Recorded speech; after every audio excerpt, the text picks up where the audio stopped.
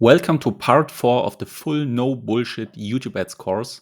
And this time we're going to talk about pricing and funnels for YouTube ads. You should now already have a vague idea about what your product is going to be like, or maybe your product is even finished. And now we're going to determine if your product is going to be sold high ticket or low ticket, and which funnel you're basically going to use, or which funnel you should use. So, high ticket or low ticket. You could either have a high ticket or low ticket front end product. And the main difference between high and low ticket is the break even point, like when are you going to break even and then make profit, and the number of customers. And I will first explain a little bit about high ticket. With high ticket products, you can break even or even make profit on the front end. So the first product you're going to sell to the customers, you can already at least break even or make profit. And one disadvantage is to high ticket, you have less people to upsell to because your products are simply more expensive. This means less people are going to buy it. And the less customers you have, the less people you have to upsell to. And another disadvantage is getting the ad started is a little bit more expensive and it takes a little bit longer. You just have to wait a little bit longer and spend a little bit more until you see the first results. And now let's look at it visually.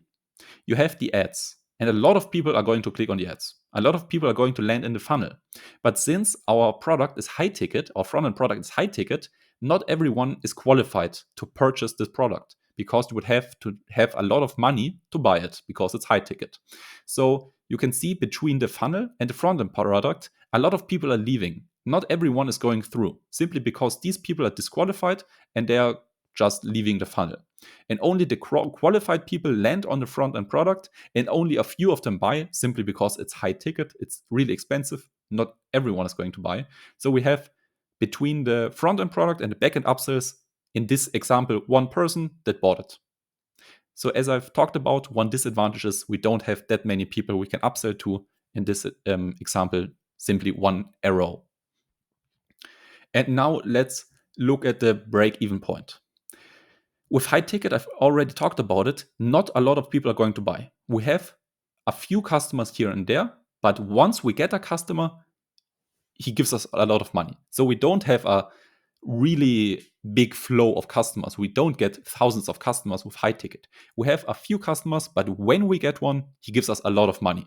So you can see here, we are spending money. We're spending money. We're going in the red. We're spending ad spend on YouTube, ad spend on YouTube. We're spending, and we're not getting a customer because it just takes time. Most of these people are disqualified.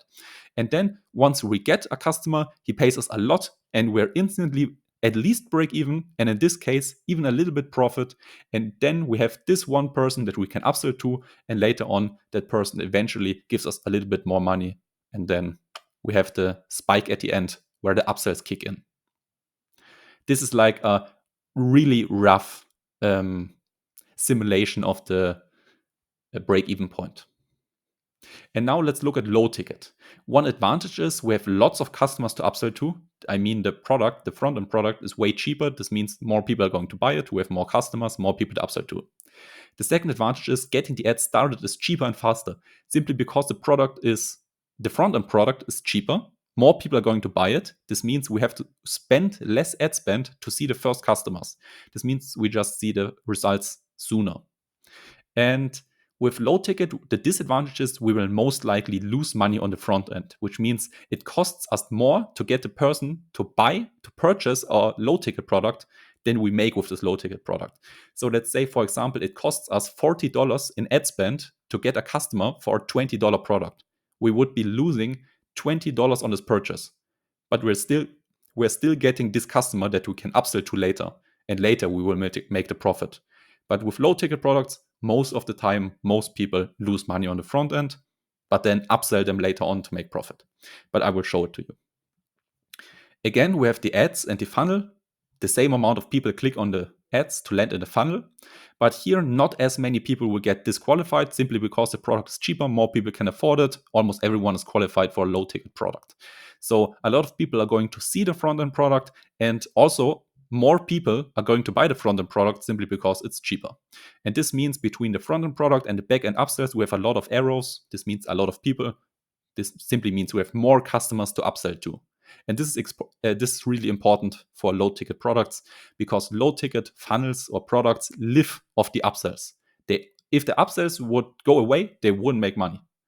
They only make money through the upsells, and you will see it right now. Right here, we're going in the red way slower, simply because we have way more customers that more frequently purchase and drive or basically reduce our losses. So we are basically spending money on YouTube and we're getting a customer that pushes us up a little bit. We're spending money and we're getting a customer. Spending money, we're getting a customer. And then it averages out to a slight loss, a slight loss, a slight loss. And then once we hit them, as all these customers with the upsells, then we will go slightly in the profit and just continue rising. That's like a rough explanation of how low ticket and the break-even point works. At the front-end product, we have a slight loss, but then over time we will make up for it. And these are possible funnels. So if you're going high ticket, you could use a VSL call funnel that's mostly for products 3K and above, 3 grand and above. Or we could use the automated webinar funnel that's depending on the niche between $297 and 3 grand at the maximum, I would say. And this depends really on the niche.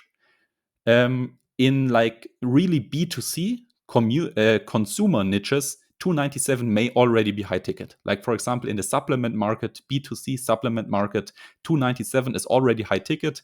And if you're selling to, let's say, beginner entrepreneurs, 3 grand may be high ticket. So this depends on the niche. And low ticket, you basically only have the large upsell funnel. That's the typical thing Russell Brunson with ClickFunnels uses. And there you sell front-end products that are between $5 and $99. And then you just continue upselling the customers with more products and more products and more products until you have a profit. And honestly, I would always recommend starting with high ticket simply because it's way easier. In my opinion, it's more fun. And I'm also more experienced with high ticket. This means I can teach you way more about high ticket than low ticket. And this is why the rest of this course is going to be focused around high ticket. And now let's look at it. Which of these two funnels should you use for your product? Should your product be sold via a VSL call funnel, or should your product be sold via an automated webinar funnel? Let's look at the funnels in more detail. The VSL call funnel is for small markets with high buying power. You would use this funnel if there are only a few of your target customers, but these target customers have lots of money. This is for the people that are heavily invested and super serious about something. This is when you're selling to experts or pros. There are only a few of them, and that's why you have to charge them a lot to make money. And this funnel, the VSL call funnel, is super easy to get off the ground. You can get started easily, but it's harder to scale simply because we would need a salesperson, and training and hiring and managing a sales team is hard. That's why scaling this funnel is hard. And we have less people to upsell to, simply because we've talked about it here. The VSL call funnel basically sells the most expensive products. We sell products that are 3 grand and above. So here we have only a limited amount of customers, only a few, a handful. And that's why we don't have lots of people to upsell to. And now let's compare it to the automated webinar funnel. This is for large markets. Here, the market is way bigger. These are beginners. These are not the experts. These are the beginners that share a targeted interest. They're interested in something, but they are not already heavily invested. And there are lots of them. And that's why we can charge them lower prices. We will go back to this slide. You can see the automated webinar funnel was for products between $297 and 3 grand, depending on the niche. And this funnel is super easy to scale because we don't have to manage a sales team. We simply have a pre-recorded video that always performs the same. And we have lots of people to upsell to, simply because these products are cheaper. The call funnel was for products 3 grand and above, and this is between $297 and 3 grand. So the product is cheaper, which means more customers, more people to upsell to. But this funnel is harder to get off the ground. It needs more optimization until it works. And now let's look at the market to determine your price and your funnel, okay? This is your market. Let's say this is the real estate market. And this market consists, or basically every market, consists out of 3 portions, 3 subsegments. The complete beginners, the advanced people, and the hardcore people. The complete beginners are people that basically have nothing really to do with real estate, but are slightly interested. So they're barely in the market, but they basically haven't started with anything about real estate. And then there are the advanced people. These people have already started with real estate. They have maybe watched some YouTube videos, it's their hobby, or they have read some books and they really want to get started. These are motivated, and these are people that already took action, but they are not that far. They're just at the beginning of their journey. And then there are the hardcore people. This is the smallest segment of any market, and these are the people that are hardcore about it. They've been doing real estate for years. They're making money with real estate. They are pros. They are the ones that are really, really heavily invested in this. They are doing this maybe for full-time living, but there are only a handful of hardcore people. And there are a little bit more advanced people, and the vast majority is complete beginners. And you have to identify which segment of your market is your product catering to. Is your product catering to complete beginners? Because then you have to use complete beginner prices and a complete beginner funnel. If your product is catering to advanced people, you would have to use advanced prices and an advanced funnel. If your product is catering to hardcore people of your market, you would have to use hardcore prices and a hardcore funnel. Otherwise, it's not going to work. You can't sell beginner prices to hardcore people simply because there are not enough of them to make it work. So if your product would be catering to complete beginners, you would need the low ticket funnel, you would need cheap prices. So the product can't be expensive. It has to be a low ticket product. And then you would need the upsell funnel. The funnel with a lot of upsells, similar to the one Russell Brunson with ClickFunnels is using. If your product is catering to advanced people, you would probably need the automated webinar funnel, high ticket. So depending on the niche, your product would probably cost between $297 and $3,000, and you would probably sell it with the automated webinar funnel, even though you could also use the call funnel. That's basically up to you, but yeah, both funnels would basically work here. If your product is catering to the hardcore people, you would have to use the VSL call funnel, and you would have to have high prices. So if your product is made for hardcore people, for the people that are really already heavily invested and already doing it, then your product has to be at least $3,000 or more, and you would have to use the VSL call funnel. And don't mix it up. You can't mix it up, otherwise it's not going to work. You can't be selling hardcore products with hardcore prices to beginners. And you can't be selling beginner products with beginner prices to hardcore people. It won't work, because if you're selling beginner prices, let's say maybe $20, if you're selling a $20 product to the hardcore people, there are not many hardcore people around. There are not enough hardcore people to make a $20 product work. You just go through them all, and then you have maybe $20,000. That's it. The right way is to sell hardcore products with hardcore prices to hardcore people, advanced products with advanced prices to advanced people, and beginner prices, beginner product, beginner people. Simple. And every one of these segments wants different stuff. And every one of these segments is willing to pay differently, different amounts.